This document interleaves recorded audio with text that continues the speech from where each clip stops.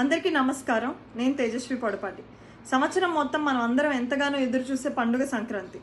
ఎంత busy life ఉన్నా, దేశ విదేశాల్లో ఎక్కడున్నా ప్రతి తెలుగువాడు తన సొంత రాష్ట్రానికి, సొంత గ్రామానికి వచ్చి అమ్మా నాన్నలతోటి, బంధువులతోటి, స్నేహితులతోటి ఎంతో సంతోషంగా జరుపుకునే పండుగ సంక్రాంతి. అసలు మనం సంక్రాంతి ఎందుకు జరుపుకుంటాం? మనం అందరం రైతు కుటుంబాల నుంచి వచ్చిన వాళ్ళమే.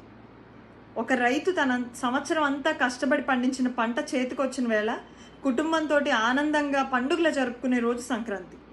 కానీ ఈరోజు మన రాష్ట్రంలో రైతులు సంతోషంగా కుటుంబంతో సంక్రాంతి జరుపుకునే పరిస్థితి ఉందా?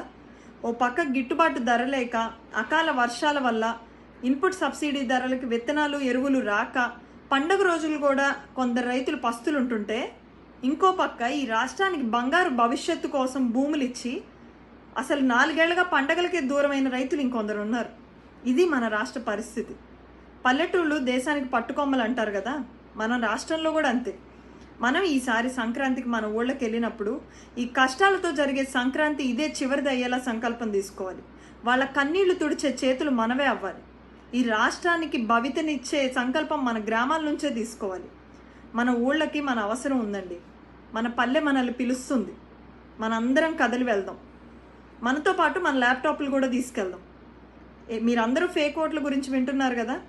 ప్రతి గ్రామంలో ఓటర్ వెరిఫికేషన్ హెల్ప్ డెస్క్ను అరేంజ్ చేద్దాం. ఊర్లో ఉన్న ప్రతి ఓటును వెరిఫై చేద్దాం. ఈ ఎన్నికల్లో సరైన ప్రభుత్వాన్ని ఎన్నుకునేలా చేద్దాం. అలాగే భోగి రోజు భోగి మంటల్లో ప్రస్తుత ప్రభుత్వం వల్ల ఎదుర్కొంటున్న సమస్యలను, వారు నెరవేర్చని హామీలను మరియు ఈ రాష్ట్రంలో ఎదుర్కొంటున్న ఇబ్బందులను ఇదే చివరిగా అవ్వాలని భోగి మంటల్లో కలిపేద్దాం. భోగి రోజు సాయంత్రం ఎక్కడెక్కడి నుంచో వచ్చిన మన బంధువులు, ఆత్మీయులు అందరం ఒక చోట చేరి ఈ రాష్ట్ర బంగారు భవిష్యత్తు కోసం చంద్రబాబు నాయుడు గారిని గెలిపించే సంకల్పం మన గ్రామంలో తీసుకుందాం.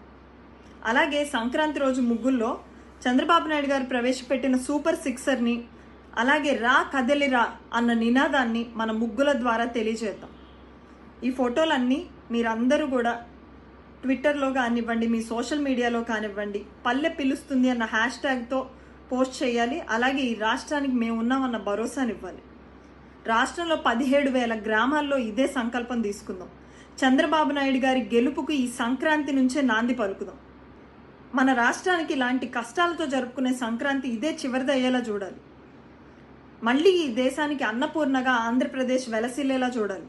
మన రాష్ట్రంలో ప్రతి రైతు ఆనందంగా సంక్రాంతి జరుపుకునేలా చూడాలి. రండి, కదలరండి, మనందరం కలిసి పోరాడదాం. ఈ రాష్ట్రంలో మళ్ళీ చంద్రబాబు నాయుడు గారిని చీఫ్ మినిస్టర్గా చేయడానికి ఈ సంక్రాంతి నుంచే నాంది పలుకుదాం. నమస్కారం.